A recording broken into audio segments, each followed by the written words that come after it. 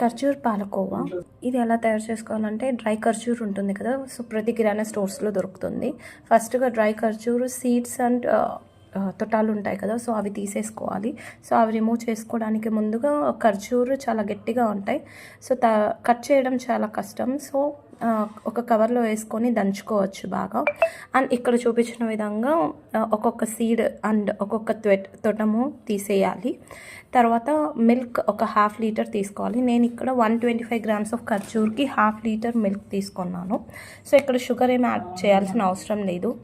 So ఇక్కడ ఖర్జూర్లోనే sugars already ఉంటాయి కాబట్టి సో షుగర్ యాడ్ చేసుకుంటే మీకు ఓవర్ స్వీట్ అయిపోతుంది.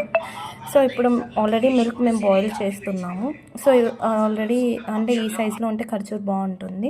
సో బాయిల్ చేసుకున్న మిల్క్లోకి సిమ్లో పెట్టుకొని 20 మినిట్స్ ఖర్జూర్ ఏవైతే విత్తనాలు సీడ్స్ అండ్ తొటాలు తీసేసామో సో అందులోకి మిల్క్లోకి వేసి ఇలా కన్సిస్టెన్సీ వచ్చేంత వరకు ఇది చేసుకోవాలి. డ్రై ఖర్జూర్ హెల్త్ బెనిఫిట్స్ వచ్చేసి bone strength, heart health and brain health improve చేస్తుంది. అండ్ నేనైతే కృష్ణకి ప్రసాదంగా ఆఫర్ చేశాను.